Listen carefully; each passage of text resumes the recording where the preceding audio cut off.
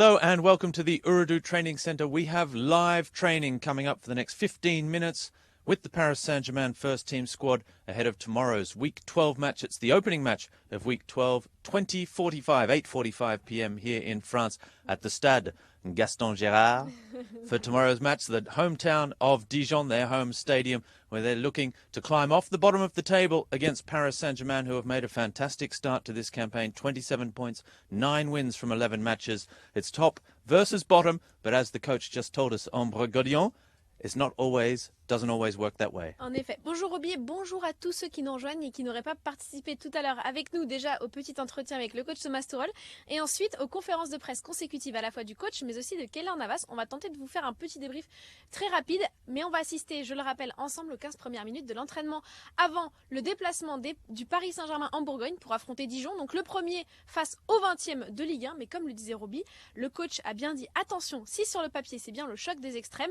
concrètement sur le rectangle vert ce sera une autre histoire parce que les statistiques de Dijon sont quand même flatteuses. Donc avant cette 13e journée de Ligue 1, il faudra se méfier des adversaires du soir.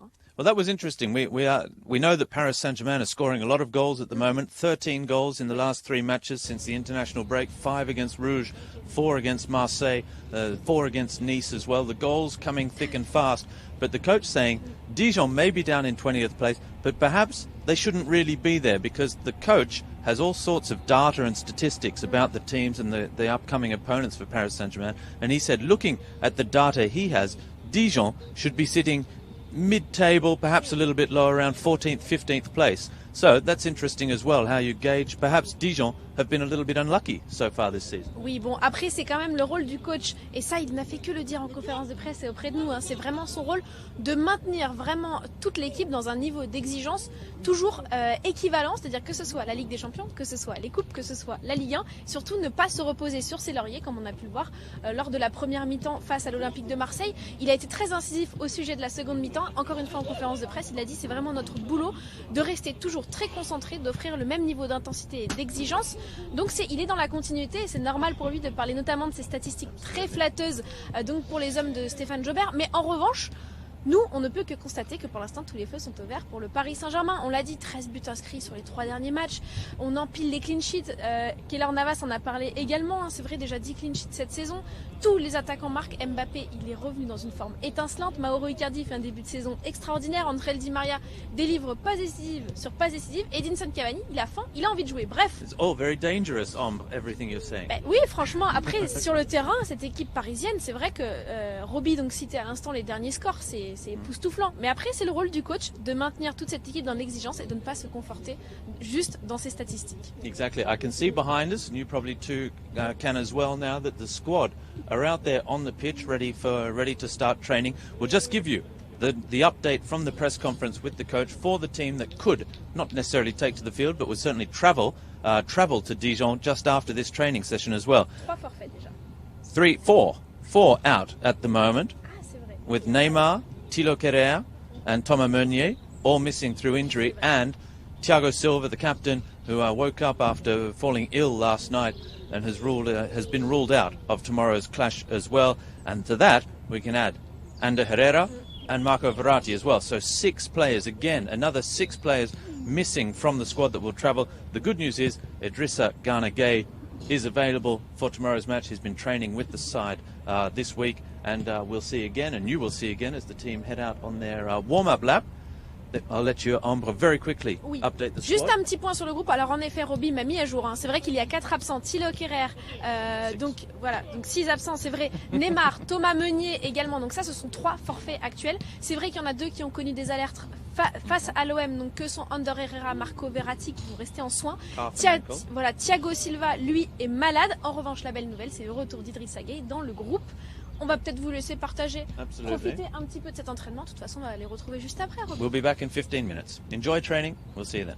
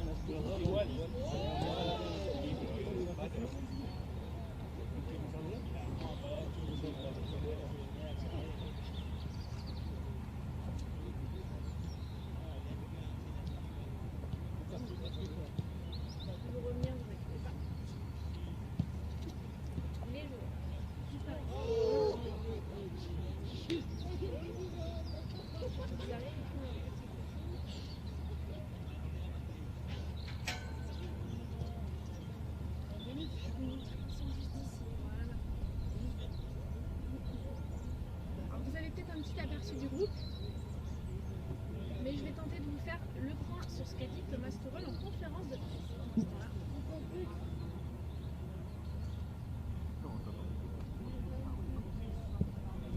Alors, pour le savoir, comme vous l'avez vu, Edinson Cavani est là, mais le coach en a parlé en conférence de presse. Franchement, il n'a pas caché que la situation était très difficile pour le Uruguayen. Il vit par être compliqué, il va devoir combattre pour retrouver sa place. Entre guillemets, on nous dit qu'il est le meilleur buteur de l'histoire du club. Le coach il préconise la continuité. Il dit pour l'instant, j'ai le sentiment pour l'Uruguayen, c'est très difficile pour lui parce qu'il n'était pas là, c'est pas de sa faute, il était blessé. Là, il a joué seulement 19 minutes contre le même. Mais cette équipe, pendant ce temps-là, elle marque, elle réussit, elle plante, un wildcard, c'est quand même 7 buts en 5 matchs, c'est compliqué pour l'Uruguayen. Il le reconnaît comme un il va devoir gagner. L'année, sa place. Donc là, c'est vraiment les groupes coach. Le point sur le groupe. Alors, la belle nouvelle, vous voyez peut-être tout à gauche là, c'est Issa Ganagay qui est de retour en groupe, qui ne sera pas forfait pour le déplacement à Dijon. En revanche, il y a quand même des absents. Ça, c'est notable. Alors, je vais faire le point avec vous. Donc, pour les absents, Neymar, évidemment, qui n'est pas là. Thomas Meunier, qui n'est toujours pas là. Thilo Kehrer, qui n'est pas là. Ander Herrera et Marco Verratti qui sont sortis touchés. Ils ont des alertes contre l'Olympique de Marseille. Ils restent en salle, ils sont en soins aujourd'hui, donc ils seront pas du déplacement en Bourgogne, qui va jouer jusqu'à le capitaine Thiago Silva, qui est malade. Voilà. Donc ça, c'est vraiment les infos groupes toutes fraîches du jour. Je tente de bien vous aider pour que vous puissiez bien voir. Voilà, pour le reste, tout le monde est là. Donc, effectivement, je vous disais, dans les cartes,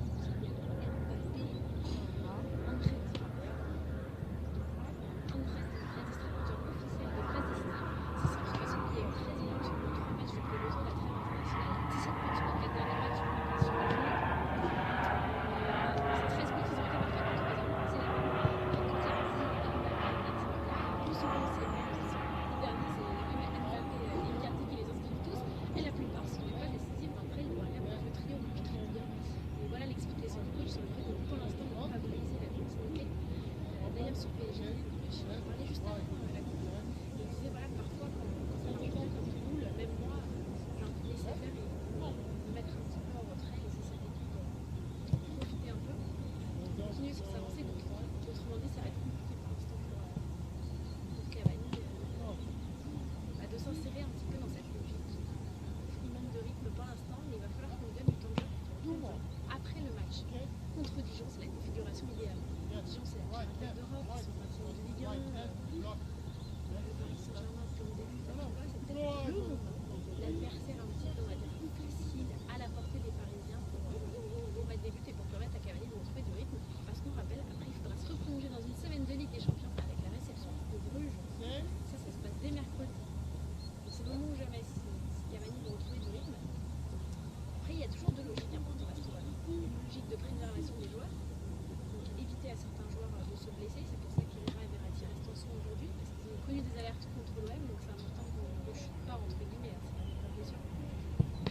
Petites alertes au mollet et à la cheville pour un et l'autre. Et du coup, la nécessité entre préserver certains joueurs et le rythme, et la nécessité que ce soit l'ultime répétition avant la Ligue des Champions, et que tous les joueurs aient du rythme, et surtout trouver un automatisme. Donc on peut quand même penser que Cavani sera titulaire dans ce sens-là, parce que est-ce que le coach voudra donner du temps de jeu à Cavani avant la réception de Bruges? Pourquoi faire?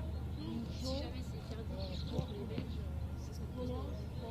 Voilà, j'ai l'impression que j'ai quand même fait un tour complet de la situation pour ce qui est de Thiago Silva, donc Jonathan il est malade, le capitaine ne sera pas là. Donc pour la défense centrale, il reste à savoir si le coach a envie de rester en 4-3-3. Si oui, Marquinhos restera normalement milieu de terrain, ni Herrera ni Verratti au moment-là. qui pourrait être entouré d'Idrissa Gueye, par exemple de Sarabia qui a évolué au milieu de terrain cette saison, de Berbat aussi, qui parfois implique un petit peu au milieu de terrain. Pour la défense, soit Marquinhos redescend, soit il dispose quand même d'Abdou l'autre solution, c'est en défense centrale. Je pense que j'ai quand même fait le tour de près toutes les infos. Il a quand même également parlé de la situation des lignes Kurzawa.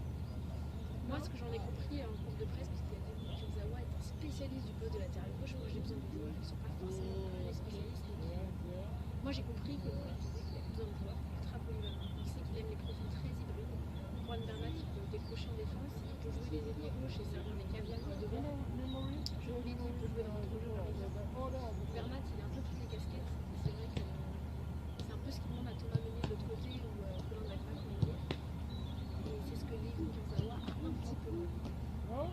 C'est un petit peu international. Le coach, on a vu qu'il prenait des pincettes. On va dire que c'est un peu ce qu'il disait quand il disait que Kurzawa était spécialiste de la KTP. Je suis pas sûre que ce soit exprimé comme une théorie.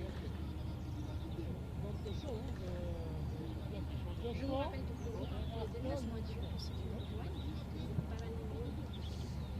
Donc, le capitaine Thiago Silva est malade. Les absents de Mbappé, Neymar, Meunier, Kerrer. Les absents éphémères qui sont juste un soin du côté de l'infirmerie pour les trésors d'avant Bruges, c'est Herrera et Verratti qui ont été touchés face à l'OM. Et puis le retour de Gana Gueye dans le groupe. Ça tombe bien parce qu'il est milieu de terrain à l'infirmerie. Ça fera pas de mal quand on va avoir des retours avec Marquinhos. Rodolphe, tu dis merci de parler de Cavani, mais les joueurs sont préservés en club. Et un joueur pour être performant, il doit faire tourner, dit Rodolphe. C'est vrai. Le problème, c'est le voilà, cet été, on a eu le problème de Tourelle. Est-ce qu'il faut faire tourner ou est-ce qu'il faut donner du rythme? Là, c'est quand même qu'il joue l'ultime match avant la Ligue des Champions et Bruges. Est-ce que c'est le moment ou pas de faire tourner? Est-ce que c'est le moment ou pas de donner un petit peu du temps de jeu à Cavani pour lui donner du rythme à lui? Thomas Tuchel, il a été clair. C'est pas le moment de passer à un joueur, c'est le moment de passer à l'équipe. Ça ne veut pas dire qu'il ne va pas donner de temps de jeu à Cavani, attention, il a dit peut-être qu'il va jouer. En tout cas, c'est le moment de penser à l'équilibre de l'équipe.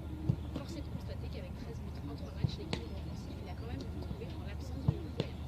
Ça laisse penser qu'en tout cas, le coach ne va pas bouleverser la belle dynamique offensive. Après, il aura peut-être un petit peu plus le temps, puis juste après, il y a une trêve dans 10 jours. Donc, on peut penser qu'Edinson Cavani, au retour de trêve, aura sa chance pour enclencher une nouvelle dynamique et repartir à 2-0 comme tout le monde dans les starting blocks. Mais là, pour l'instant, je vois mal Thomas Tuchel bouleverser tout ça. Quand on voit la complicité technique de Mbappé, Icardi et Di Maria, ça laisse songeur pour le mettre à d'or.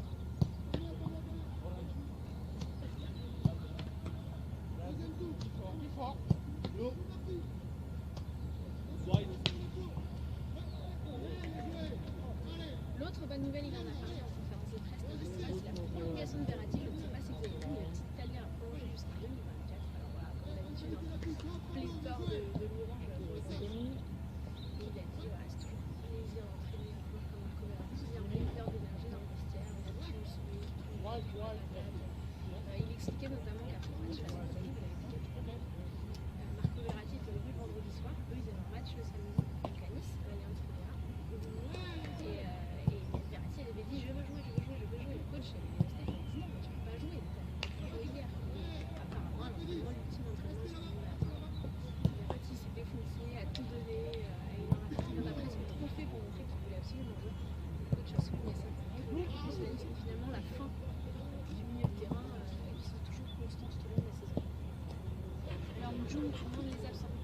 Les absents pour demain, Dijon, c'est absent de Mbappé, Neymar, Kerrer, Meunier, absent éphémère, Thiago Silva qui est malade. Du côté de l'infirmerie, donc ils ne seront pas là également, c'est Herrera et Verratti. Ils ont été touchés face à l'OM, mais à mon sens, je pense qu'ils sont surtout préservés pour la Ligue des Champions parce qu'ils ont une petite alerte. Voilà, en revanche, à noter le retour de Gueye. Je pense que j'ai quand même fait un point ultra complet pour vous. Donc je vais vous laisser profiter de ce week-end de foot. De toute façon, je vous donne rendez-vous comme d'habitude sur le sport pour vous abreuver d'infos sur le PSG, et puis sur le compte Twitter, Facebook, etc. Vous retrouverez le résumé de la compétition tout à l'heure. Je vous ferai la tour de contrôle comme d'habitude. Je vous souhaite à tous un très très bon week-end. Salut tout le monde.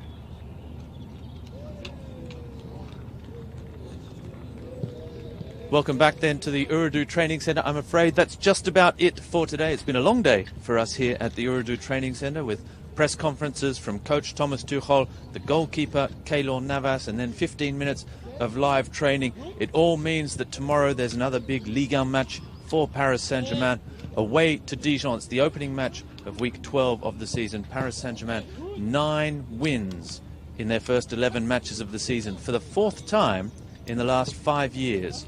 Paris Saint-Germain leading the way at the top of the standings. As Ombre was just saying, all the traffic lights are green, as we say here in France, to mean that we can just keep going. Paris Saint-Germain, top of the table, 8 points clear, taking on a Dijon side who have won just twice this season, only once at the Stade Gaston Gérard.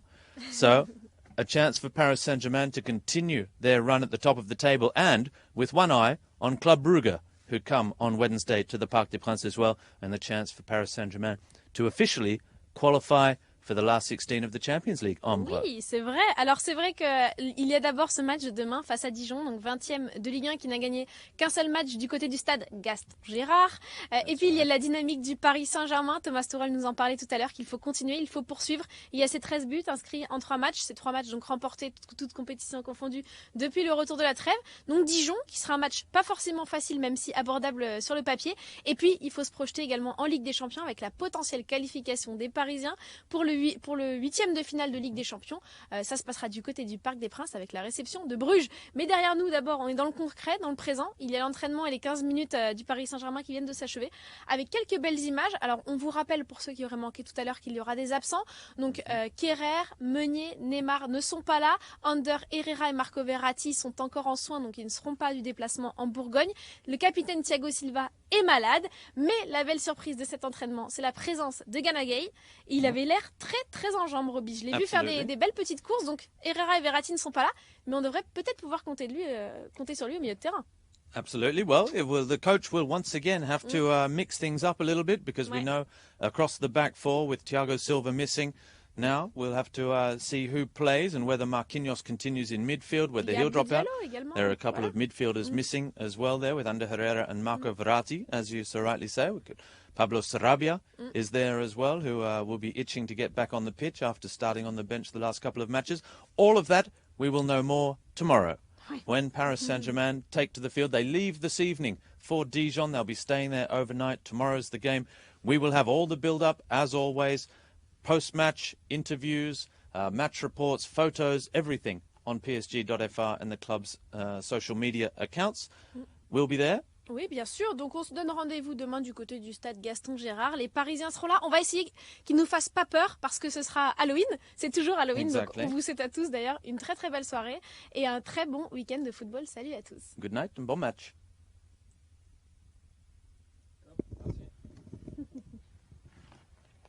J'aurais au moins